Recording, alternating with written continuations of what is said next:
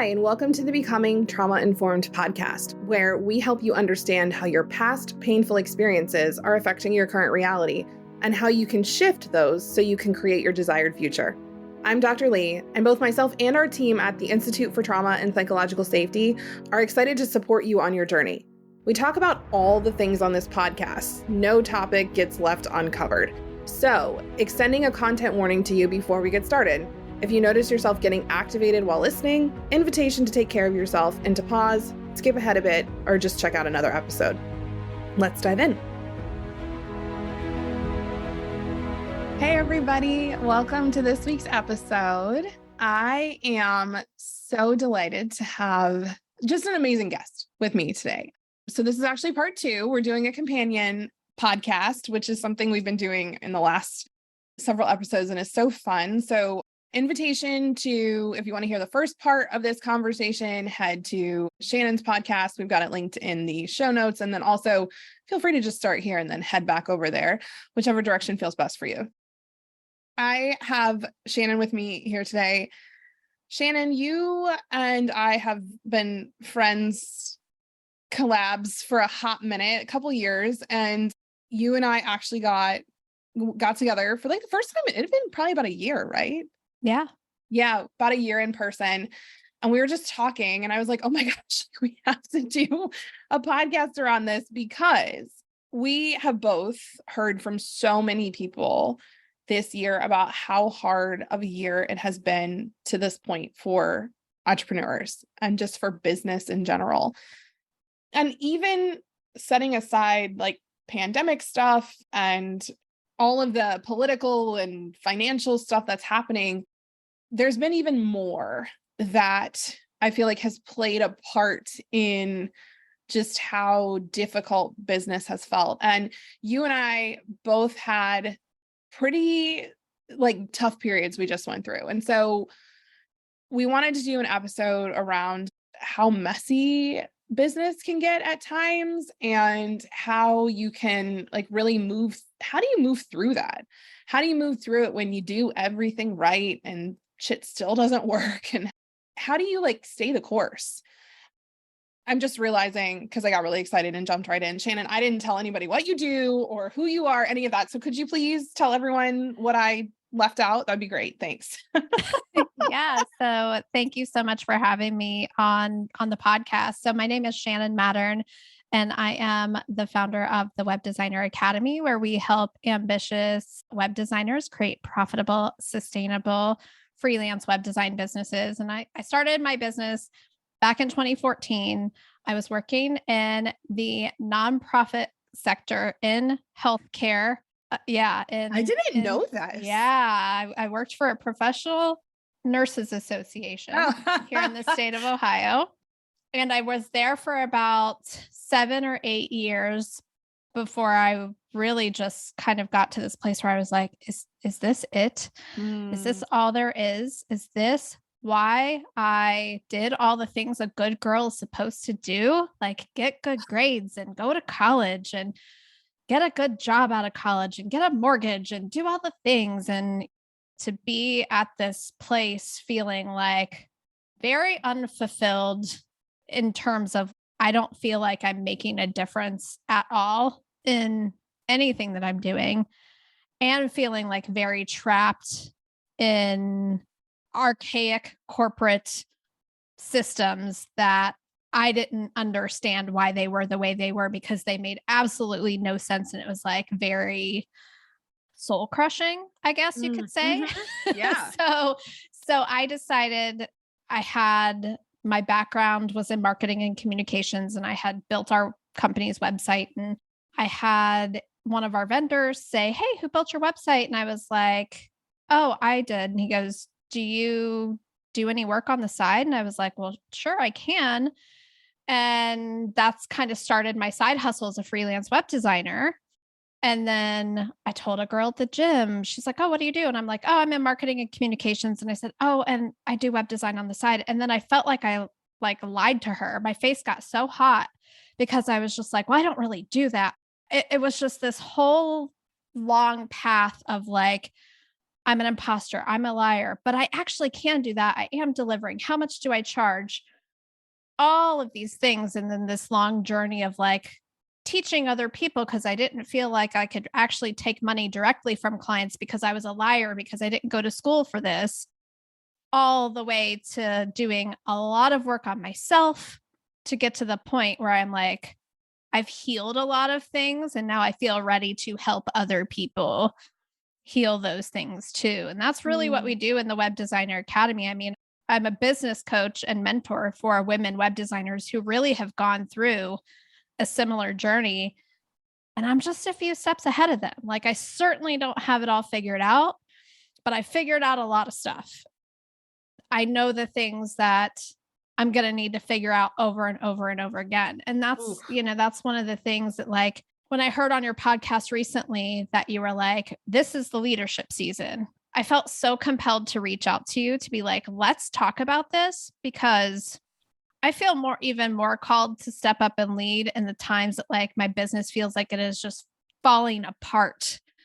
Because if I don't talk about that, I feel like I'm not leading in a way that feels in integrity to me. Okay. I feel very emotional hearing you say that. We talked on your podcast a little bit about just the like showing people the whole thing. And I think that there's this fear that like, oh my gosh, if I show people that I'm struggling or I'm having a hard time, like that's the imposter syndrome part, right? Like they're going to not want to hire me. They're going to not want to be anywhere near me. And this is the thing that is missing out of leadership.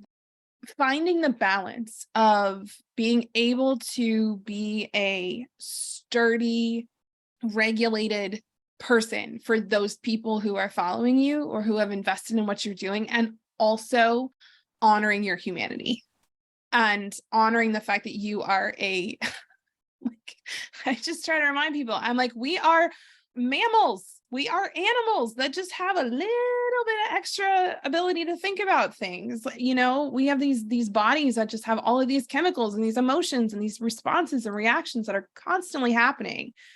And when we don't honor that as leaders, we just do such a disservice, like to both ourselves and to other people, because other people see us and they go, well, they're emotionless, they're sturdy, they never struggle, they never, like, everything's always working for them. So in order for me to be successful, I must figure out how to stop having emotions, how to let it always be good, how to always be sturdy. And I'm like, that could not be further from the truth.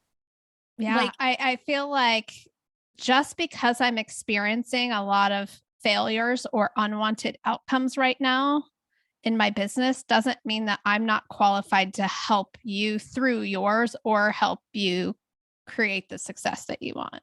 Can you say that again? Like, for real. Can you say that again? Yes. Just because I am currently experiencing failure or unwanted outcomes in my business right now does not mean that I'm not capable of helping you create the outcomes you want or create the success that you want. And I had to really come to that conclusion, because when I shared earlier on our podcast together, in the first 2 quarters of 2023, I did 2 launches for the Web Designer Academy, and both launches, I got 1 student enrolled in each launch. So that's 2 launches, 2 new students, when my business to financially be okay needed 20. Mm-hmm. And then to sit there and think, well, I teach people how to sell and how to get clients and how to make money and how to run their business. And yet here I am over here, not creating the outcome that I'm teaching them how to do. And I had to really separate those things, because they're not the same. They're not the same thing. Right. I tried some things that did not work. That doesn't invalidate my experience and how I coach and what I do. And to me, it would be worse to not talk about that I experienced these failures and unwanted outcomes, because then I'd feel even more like a fraud. I'm like, no, I have to tell you what happened and tell you what I learned from it, so that we can move forward. You're speaking to something that's been a growth edge for me, like stepping into this leadership space, which is, at the beginning, making sure that I was not pedestalized, right? Like reminding people that I was human at every opportunity.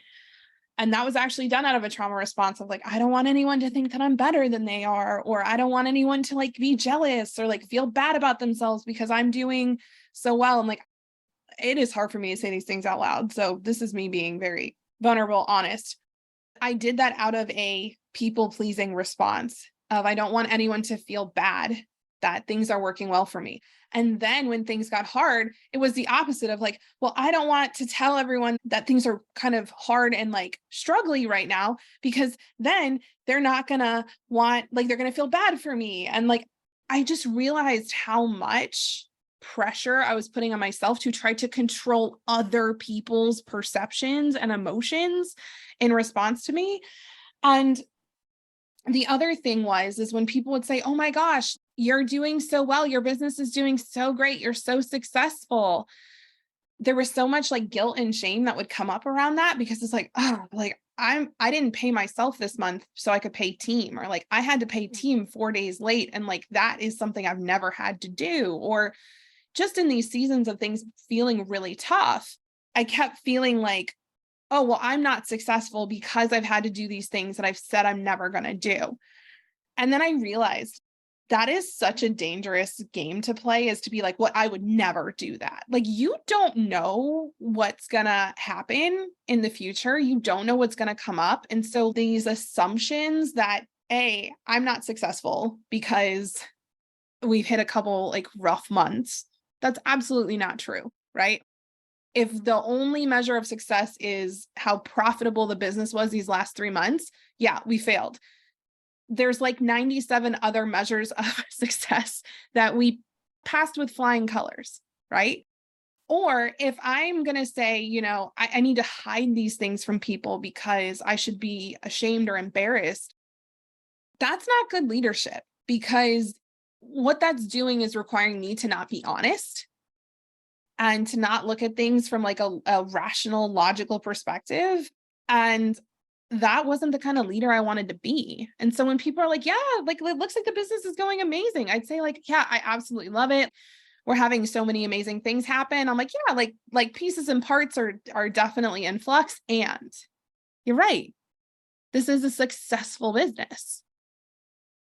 I'm curious because, the doing everything right and the good girl piece, when you went through this experience and you were like, I did everything right and it didn't work, what stories did your brain tell you that you kind of had to work through?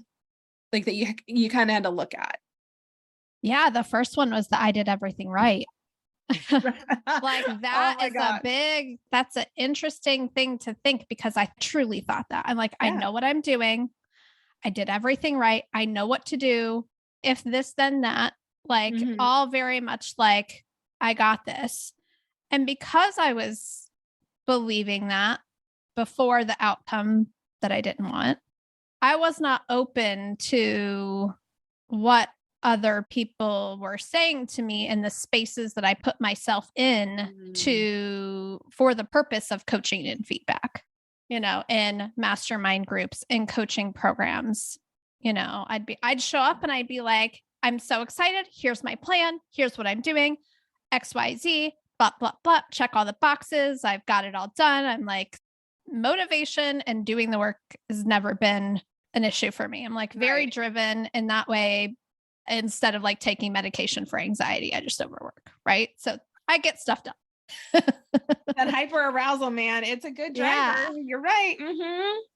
And then people would say things like, have you considered X? And I'd feel a little resisty, but I'd be like, no, like we don't do that. Like, I know what I'm doing. I don't say I know what I'm doing. I'd just be like, no, my business doesn't run that way. Ooh. It's very like black and white, or we don't do that, or we've tried that, all of these things. And like multiple people would say the same thing to me and I would still know better. So I was not open to feedback at all. It was like, I'm showing up to these spaces wanting your validation and approval, not your feedback. Ooh. But I didn't know it at the time. I've never done that, Shannon, ever in my entire life. Like, I have no idea. I mean, no, like I've definitely had the same thing of, I just want you to tell me that my idea is like the best thing since sliced bread. And then when people are like, oh, but have you actually, that happened this morning. And I was like, okay, actually, I thank you. I don't like your answer. And also thank you, because I appreciate your perspective. It is so hard when you're like, I have to do everything right. And what I'm also hearing in that is, I have to know the right answer without help. Oh yeah, for sure. Which is, upon reflection, is a very self-protective thing. Absolutely. Because I think it kind of leads back to that earlier conversation. Like I should know what I'm doing. Like if I'm helping other business owners run their business, I should know how to run my business. Yeah. And it's just kind of building off of a couple years of like, oh, and your brain wants to tell you about all the time things worked and it was good, and like kind of sweep under the rug those times that you actually did fail at something and just be like, oh, that one doesn't count.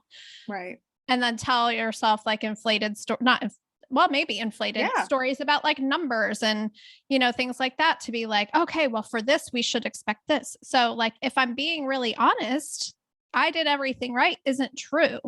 The truth is I did a set of things. I took some actions and they resulted in this thing. That's the truth. And now I have a set of data to look at and be like, what thing that I did created this outcome, and I have to look at it really objectively. And one of the hardest things to look at was I increased my price to a point that overshot my ideal client. And I also teach my students how to raise their prices and how to get an integrity with their prices. And so I felt a lot of cognitive dissonance when I'm looking at like my business and I'm like, I raised my price to $10,000 for a year of coaching with me. But the people that I'm talking to, they're not there yet. Even though when they come to work with me, they're going to go through the transformation to be able to charge 5-figure prices for their projects and more, if they want to, if that feels good to them. That's the transformation they're going to go through. But I raised my prices and then just asked them to like trust me instead of me being the one to give on the front end and lead them through that transformation. This level of self-reflection, right? And just being super honest with yourself. And what I don't hear you doing in this is being mean to yourself.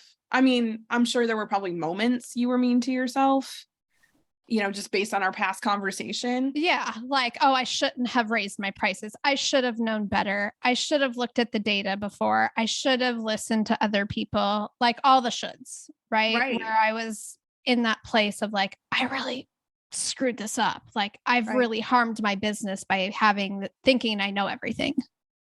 I want to say a thing here that I just want to put a little like content warning around it, because this might feel confronting to some people. When we talk to ourselves like that, that is abuse.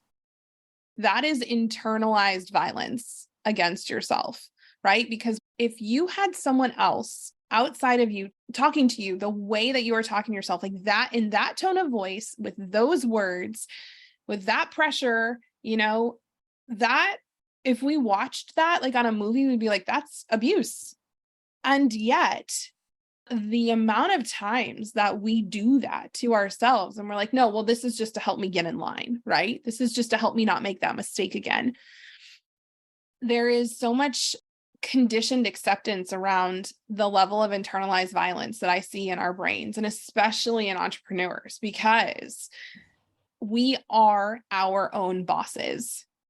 And so when you're like, okay, I need to lead myself, if the way in which you've learned to lead yourself is through that very unkind, harmful language or restrictions or punishments for yourself, it doesn't work.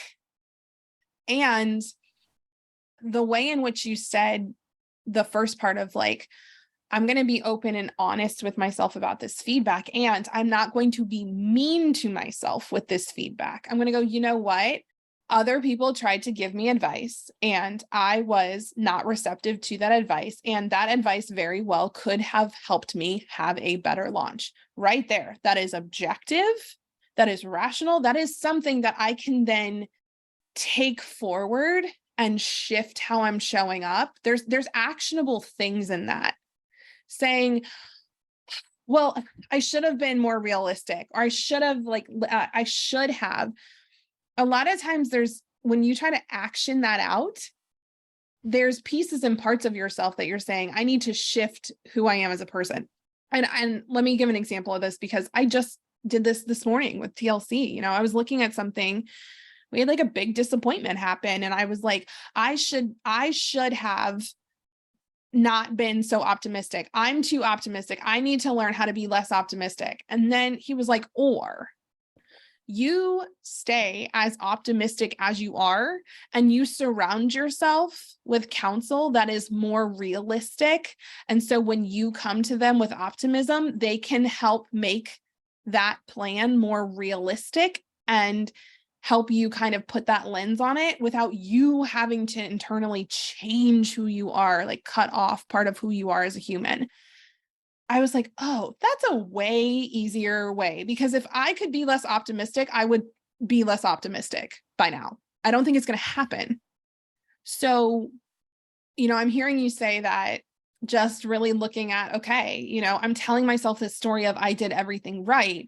And in reality, I did everything I did, and the outcome was this. And it's not about if it was right or wrong. It's about, did it work or did it not? Yeah.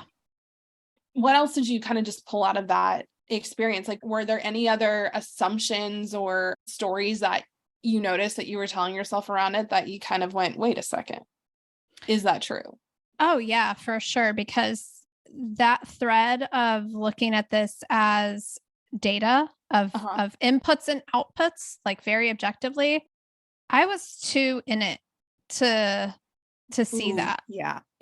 And my team member, Erica Nash, who's an incredible human, I'm so grateful to have her on my team. She always says, like, it was our first pancake, like for the first launch. She's like, it's our first pancake. The first pancake always comes out a little raw on one side and with the weird bubbles and like burnt on the other. Yeah. And that's how you gather the data to decide, do you need to put some more water in the flour, to adjust the heat on the pan? And she just says things in a way that is just like, it's just not that big of a deal. And I'm like, okay, yeah. On one hand, yes, this has affected our finances, and I get to deal with that as the business owner. But on the other hand, what do I need to adjust for the second pancake? And our second pancake didn't turn out the way I wanted. This whole thing of like worked and didn't work, like even that terminology is like so binary. It's like, yeah, it's like wanted outcomes or unwanted outcomes, because something can work, but still not be what you want. So that's what I really had to get aware of, like how I was talking about things. But the only way I could do that was to actually like be receptive to the things that other humans were telling me. And we talked on my podcast about like the armor that we wear to protect ourselves and like how heavy it is. And like, I have carried around this, it's all on me. And so therefore, because it's all on me, making sure that like the business makes money, that the team is paid, that my students are getting results, that I'm not harming them in coaching them and helping them go through all of this, that the way that I'm thinking about all of those things that are important to me in a way of it's all on me was not helpful. So I had to take off the it's all on me and really be like, there are so many people out there that want to help me if I would just let them. Yeah. And we have a mutual friend, Alicia St. Germain, who, I had a security incident happen.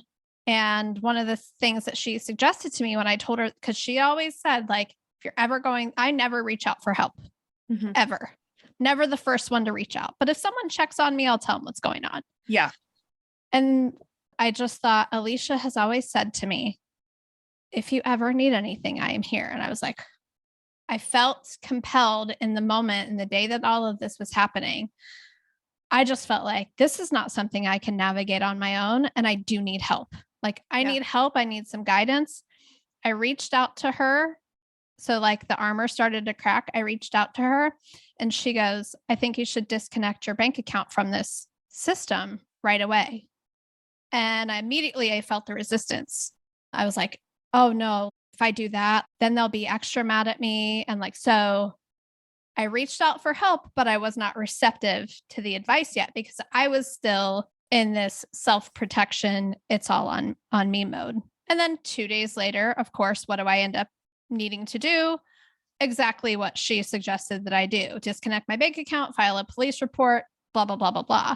And in those moments, like that was another one of those moments where I'm like, okay, I'm starting to notice all of the places where people are making suggestions to me that I'm not taking in the moment.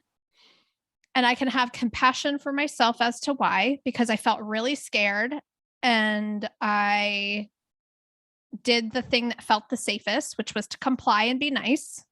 However, I could also let other people protect me that want to protect me. I feel there's so much resonance right now. I'm over here just like thinking about my own scenario this morning and just like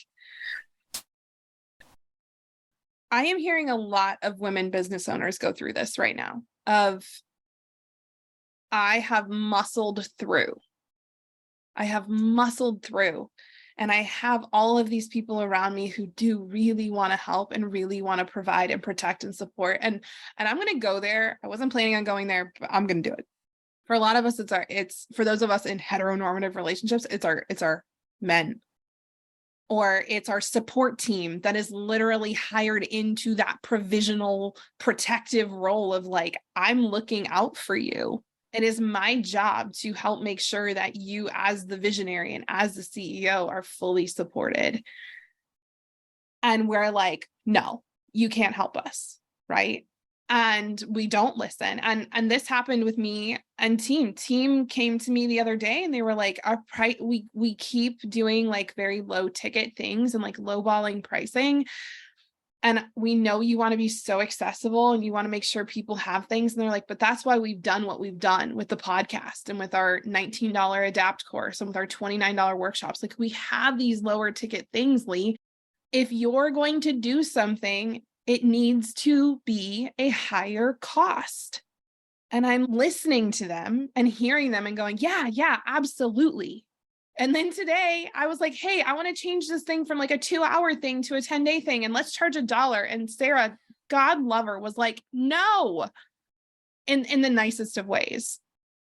And I was like, oh, I just did it again, but it comes from that. Can I receive more money? Can I receive what I really need in order to be nourished and provided for? And not assume that people aren't going to pay or assume that, people don't have the means and that I'm not being a good girl or I'm being like a big bad business owner by charging more. And this is something that I didn't even realize was a pattern for myself, but I did. It's something that I've been working through over the last several months because, at the beginning of at my coaching journey, I don't know about you, but like, it's still the wild, wild west, but it was the wild, wild west. Like you could charge whatever you wanted and people would pay it a lot of times. And I kept being told, up your rates, up your rates, up your rates. And then I got to a point where I was like, this doesn't feel good. This feels extractive. This feels consumptive. And so I'm like, lower them. And I like swung in the other direction. And so now like finding that I called it, this is going to be our Goldilocks era of like it being just right, But like to tie that back to what you were saying, we had to look at the data. And I'm like, look, the last 3 months, we haven't been profitable, not because we're not selling things, not because we don't have a massive influx of people who are coming in. It's because what we are selling and the way we are selling it, we are trying to be accessible to everyone.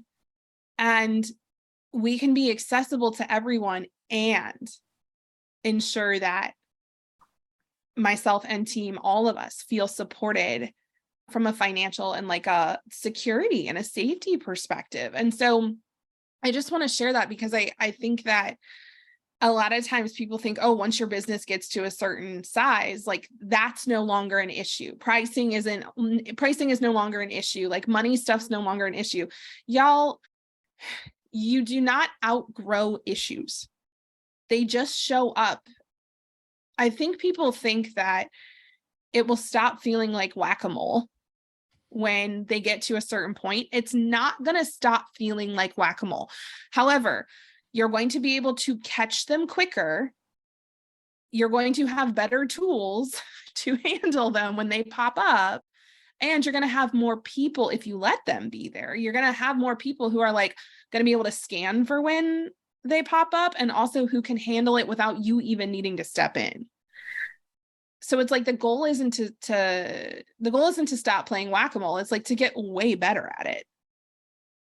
That's kind of a tangent. And I hope people enjoyed that little analogy. Oh, I mean, right? When you talk about like how you felt about pricing, I feel like one of the biggest challenges I help our students overcome is feeling like they're harming people with their pricing, like whatever their pricing is, that they're like taking from them and like not giving them anything in return, or that, you know, that it's not a choice of the person who is entering in the transaction, that like somehow they have no choice to enter it. And so it's like, there's a difference between just like accessibility and like, I feel like picking a number that is like, oh, I feel from my perspective of where I sit that this number is accessible, or whatever that means. It's like pricing is so personal on both sides.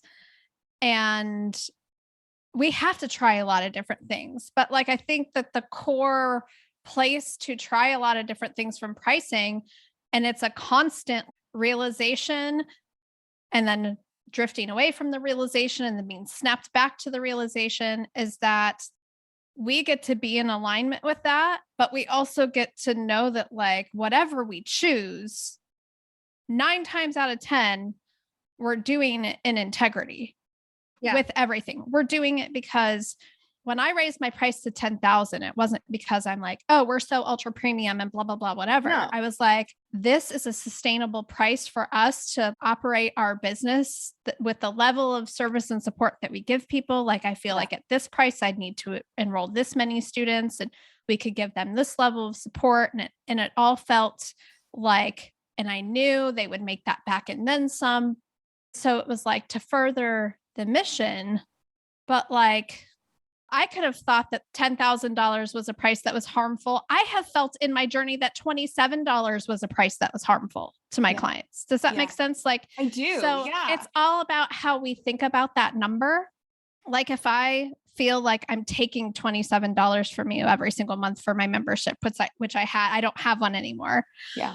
Like it's going to feel horrible for me to sell that. So like, I have to get to the core as to why I think that is taking something from you and not giving you so much more than that in return, because I think that is a piece for me that I had to really get through in order to be able to like receive the money. Yeah. Is to know that I'm not taking it from someone. I'm not harming them with it by having it. Yeah. You know, it's so fascinating because I'm listening to you and, you know, that I'm harming somebody, like that part was never it, right? It was how do I say this? The work that we do at the Institute, a lot of times the individual work that is occurring is because the systems and the organizations that we are a part of and involved in have caused the issues. And so for me, it's like, I really would like to charge a lot of money to the systems and the organizations and not charge the money of the individuals.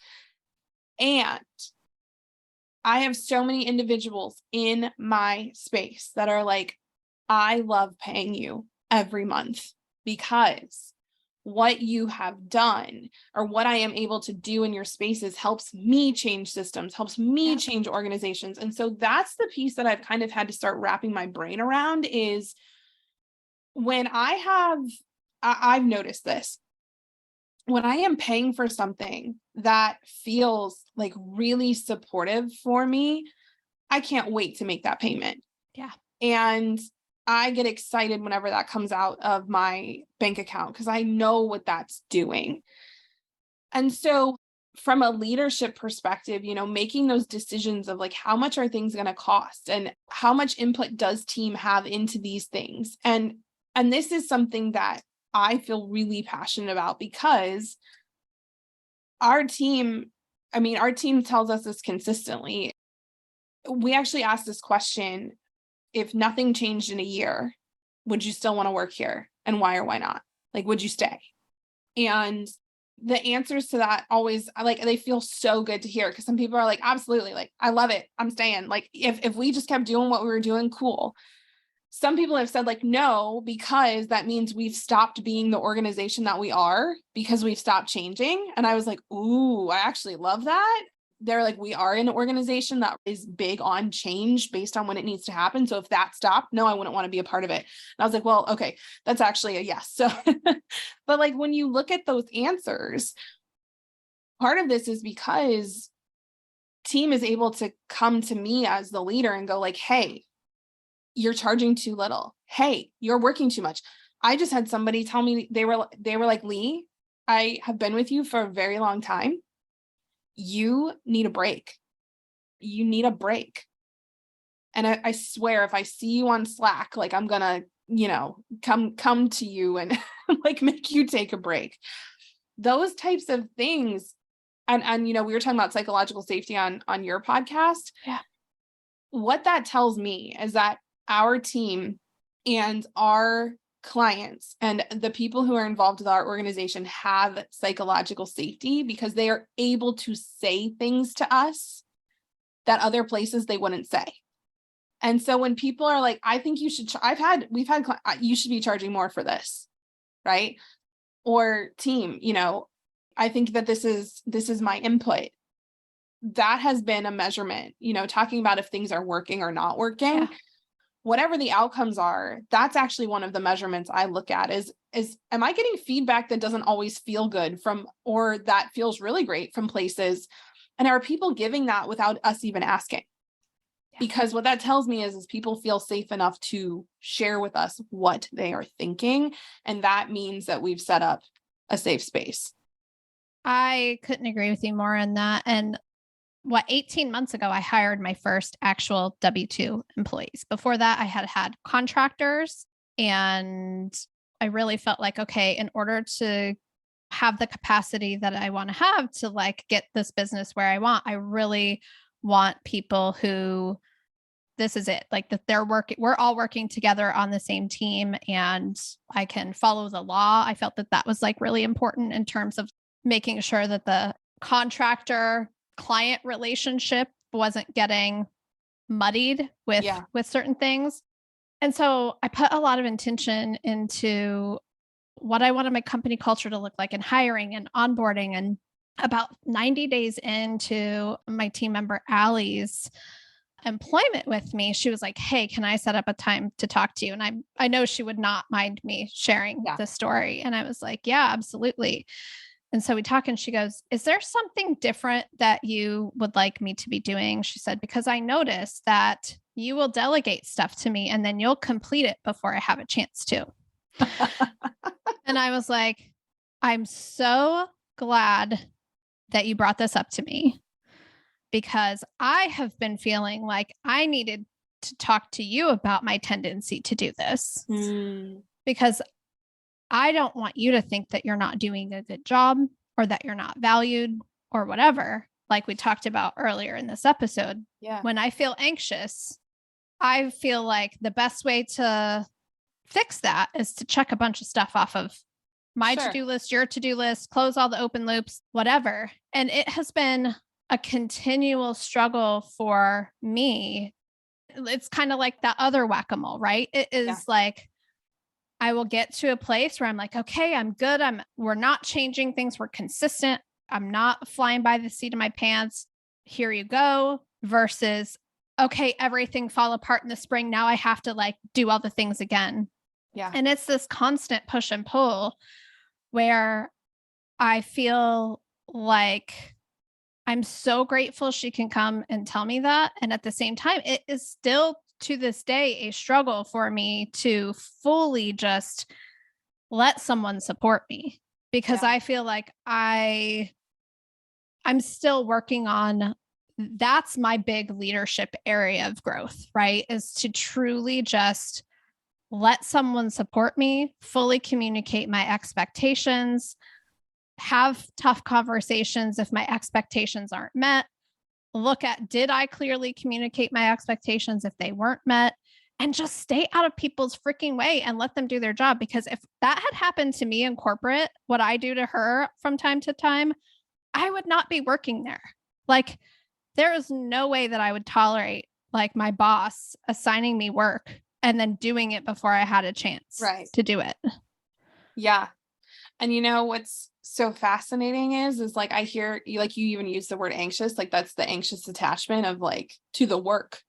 You're anxiously attached to the work. And so it's like, I need to keep checking and making sure it's good. It's good. It's good. We're good. Everything's good.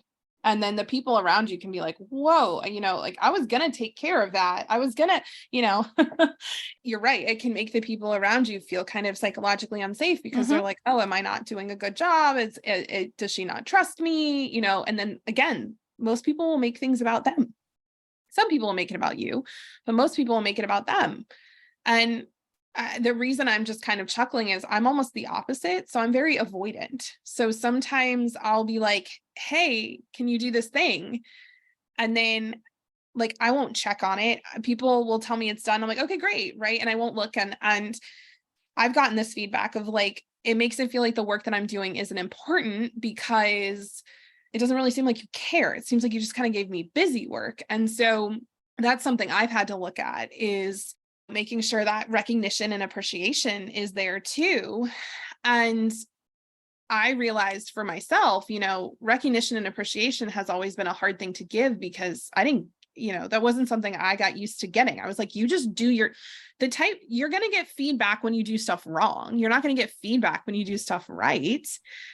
That's just what you're quote unquote supposed to do. So that's something that I've really been learning and being intentional about with in this role. You know, there's 10 of us now at this point, being like, you know, I really appreciate you all. And let me show you that in a multitude of ways, whether it's sharing about the work you do on Facebook, or it's giving you a Starbucks gift card, or it's just saying thank you.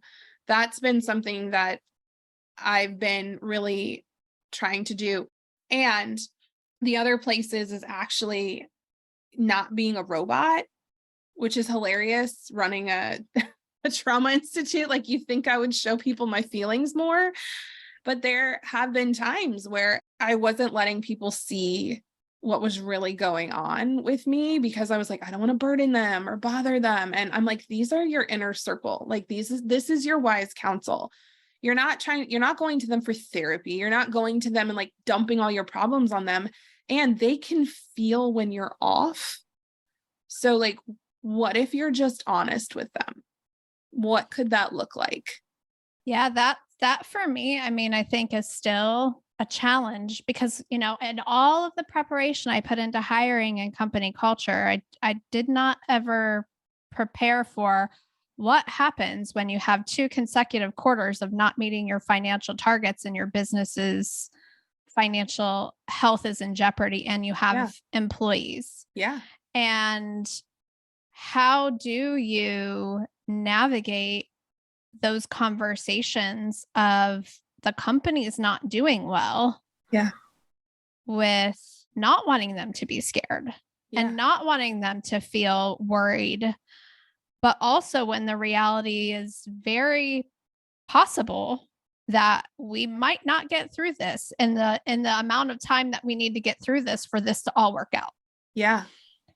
And that right there of like, again, it's that responsibility piece of, and this is why people, it's another one of the reasons people are afraid to be vulnerable is I'm trying to control your feelings. I don't want you to feel anxious. I don't want you to feel worried. I want to hold the brunt of all of that. And like, this is something I've actually learned as a parent of kids who are like very attuned.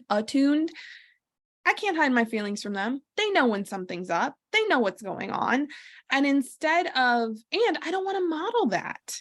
Yeah. I don't want to model that. And so what I've started saying is, this is scary. And do I feel scared at times? Yes. Am I scared as a human? No. Do I trust that whatever is supposed to happen will happen here? Yes. Do I trust it's all working? Whether it's this things, it can all be working and this thing not work. Kind of back to what you were saying before. Yeah. Sometimes I heard this the other day. Sometimes the thing that you want has to fall apart for the thing that you're supposed to get to come through. And I am, the amount of times that that's been true in my life, you think I would remember that at this point, I still forget it. So if you forget it, like anyone who's listening, cool, I do too. But like, that's something I've learned is if I am trying to control everything outside of me, that's my worst choice of action. The worst choice of action is trying to control the emotions and the things outside of me instead of going, what am I feeling? What do I need? How do I want to move through this?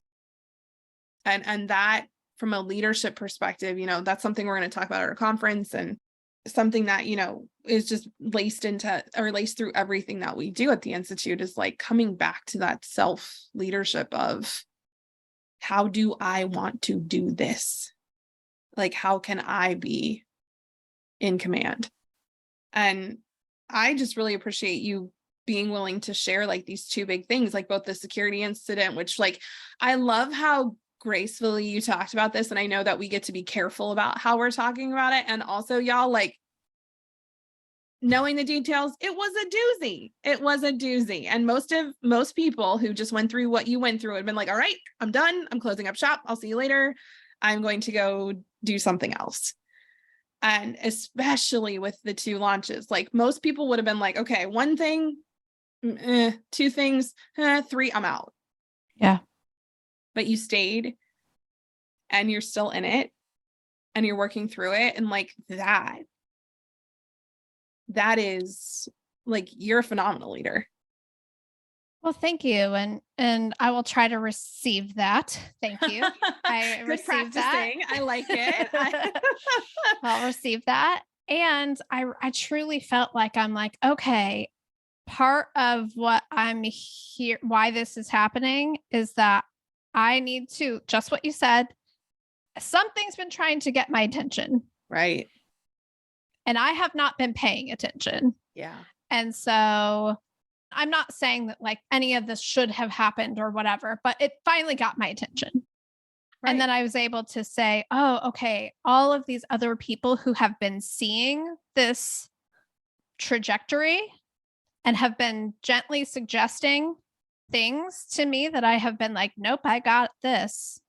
They're like, hey, you might want to like pull up on that, airplane thing. Maybe if you just pulled a little. And I'm like, I got it. It's good.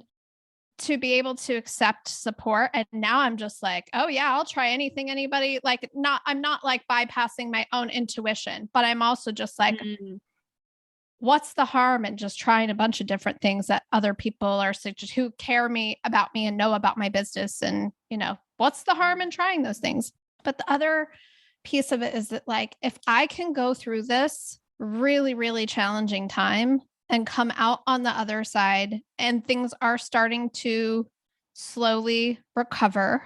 And I can tell that story to the people that need to hear that. Like, oh, hey, there are times when it goes really, really great. And there are times that it all falls apart and you can recover. Like, I'm here for all of that. And then I think that the piece that is my next hill to climb, so to speak, is feeling like I'm so benevolently protecting my team when really I'm just trying to control things. Yeah. And like breaking out of being the good girl, the good leader, the good whatever, to be like, okay, but where is this coming from? And is this even the not best, but the most authentic, aligned way to handle this situation? Yeah. I'm grateful for your speaking on people pleasing. And like, I think one of the hardest things for me ever to hear along this trauma journey or to learn was that people pleasing is manipulative. Yes. It's controlling and it's self-protective. Right. It is. And people have a very strong reaction to that word, and I get it. But like, you are trying to lead somebody to not feel their feelings. Yeah. In an attempt for you to not feel uncomfortable feelings. So you're manipulating other people and you're manipulating yourself. And, you know, I know somebody just probably threw up their middle finger at me as I said that, and they're listening to this, but like, and I feel you. And that has been my lesson, is how do I stop manipulating things and just start being open and honest and vulnerable with what I want and how things are going and who I am. And I will say, TLC and I, whenever we go through something really hard like this, I'll look over at him, like if we're laying there talking, and I'm like, oh, this is going to be such a good story to tell from stage in like 3 to 5 years. Like 3 years from now, 5 years from now, we're going to be standing on that stage talking about how hard this was. And I'm so excited for that moment. That has been something that's always gotten me through it, because I think that's what really good leaders do, is when they go through these hard things, they don't just learn the lessons from them, they impart them to other people, which is exactly what you're doing and we're doing. And it's powerful. And I hope anyone listening to this who's also going through a rough time, like, hi, join the Shannon and Lee Club. Like, we've got you. We get it. And it's hard. And it can feel easier. And part of that is going to be just like the self-reflection piece without the internal violence. Yeah. Be kind to yourself while you look at your shit and look at that data and go, okay, what next? Yeah. And I would say, like, also, like, give yourself some time to let the dust settle, to be able to see what the lessons are, because I'm sure that there are more lessons to come that I haven't learned from the situation yet. But if we would have tried to have this podcast episode even 2 months ago, I wouldn't have been as clear on like, oh, that's why this had to happen. Yeah. And that's why this had to happen. And I don't know if this is a thing, but I feel like I learn very much by experiencing the visceral. Sometimes I learn because someone says something in it and there's that click, you know, and I have made shifts in talking to you and other people because something you said just like clicked, and then I don't need to touch the stove. Right. But if I haven't experienced the click, then I need to experience the discomfort, but not just, I need to experience it. That's not I'm not trying to say that like, oh, it should happen or like anything like that. No, I get what you're saying.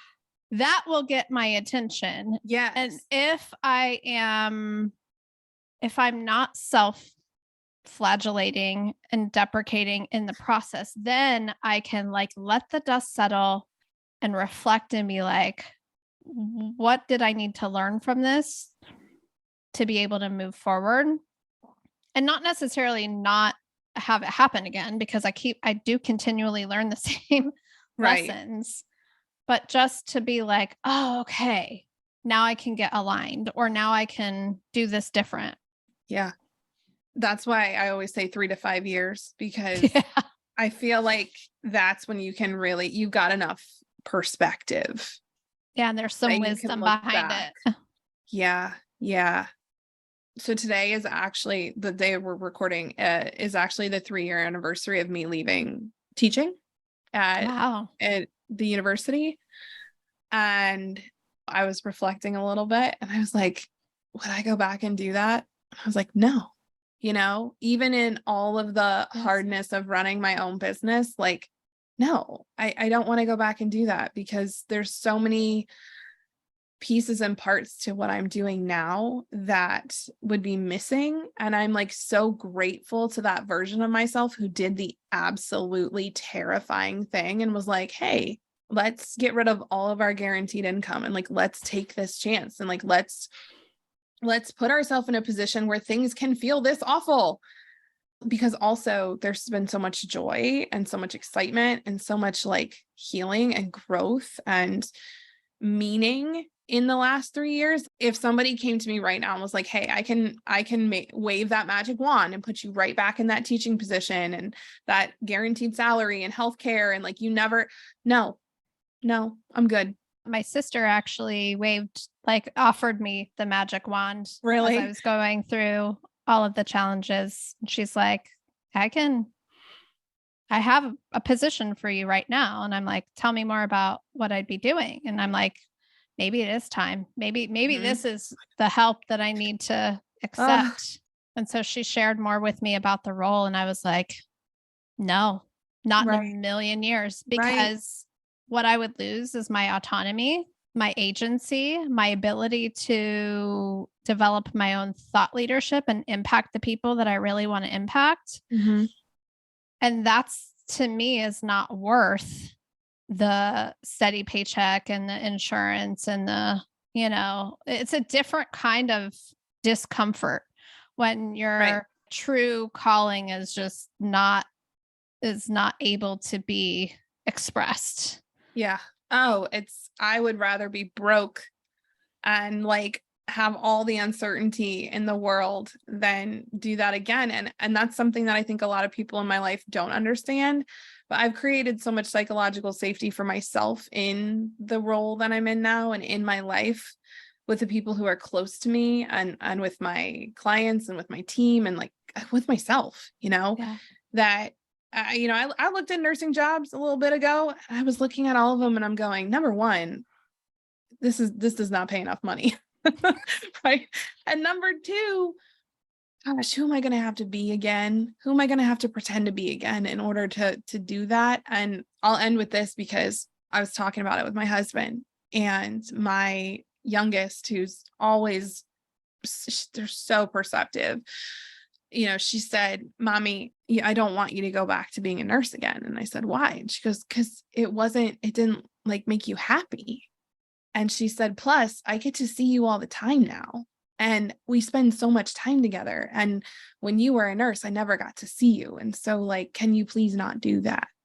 If there are 3 humans on the planet that I would move hell and earth for to not go back because it is better for them, it's my kids. And so I'm going to model for them that you don't do things that crush your soul for stability. You don't do things that crush your soul for stability. We don't trade that in this family or in life, because it's never worth it. It's never worth it. I say all that to say the messiness and the heart and the lessons and all of the things, like if you feel like you were put on this earth to do what you're doing and it feels really hard right now, like invitation to just kind of think about that, of what hard are you choosing? Because I would rather choose the hard that is and still involves me getting to choose what I know is the thing that I'm here to do, versus, oh yeah, I have to drive myself to a soul sucking job every day, but like I have healthcare, I have insurance, Yep. Shannon, we are going to link your podcast in the show notes. We do have a significant amount of entrepreneurs that listen to this that I think may be in your wheelhouse from a coaching perspective. So if people wanted to work with you, how could they find you best? Yeah. All of our resources are at webdesigneracademy.com. Our Profitable Web Designer podcast is linked up there. So even though we're the Web Designer Academy, everything I talk about on that podcast applies to any service-based entrepreneur. We talk a lot about pricing, marketing, boundaries, all of those things. And a lot of the thoughts we have around those and all of the good girl stuff that we think that we're supposed to do in regards to clients and all of those things. So if that's what you do and it's anything related to what you do, or any freelance web designers who you're like, oh, they need this, like definitely send them over to webdesigneracademy.com, and you can check out the podcast there also. Awesome. And Shannon doesn't know I'm going to say this, but it is like my personal mission to get this woman on social media in some sort of way so that more people can start hearing about her genius, because she's so freaking smart and has so much. So at some point we might come back and add her social media handles if I am successful. Yes, we are at Profitable Web Designer, at Shannon Mattern. Okay. And if you want to talk to me, though, I'm straight up old school. Just send me an email, shannon@webdesigneracademy.com. I will see it. My team will make sure I see it. I'm all about like connection there. We were talking on my podcast, or I don't know if it was earlier. I don't know. It's been a blur. It's all running together. In the last this 2 hours. Episode, that episode. Yeah. I feel so constrained by social media. I need long form, the long form communication. But I'm open. I'm going to take the advice of anybody that is giving people that know and care about me, that have advice for me. So I'm open. I'm open to that suggestion, Lee. Oh yeah, no, I cooked up a whole offer for you in my brain, and I'm just waiting for team to let me share it. And if anyone else is listening going like, I don't typically get on social media, and you've watched us on social media and you're like, ooh, that would be really cool to have viral videos and things. And also that sounds terrifying. Make sure that you're joining us for our Safe to Be Seen workshop masterclass event on the week of August 21st. We're going to be hosting that, depending on when you're listening to this, but it's going to be me walking you through the top 10 ways that we have a hard time letting ourselves be seen, which is just, it's so connected to what we've been talking about here. So, all right. I love you all. Thank you for listening. Go check out Shannon's podcast and our companion episode, and I'll see you next week. Bye. Thank you so much for listening to today's episode. Invitation to head to our show notes to check out the offers and connections we mentioned, or you can just head straight over to institutefortrauma.com and hop in our email list so that you never miss any of the cool things that we're doing over at the Institute. Invitation to be well and to take care of yourself this week, and we'll see you next time.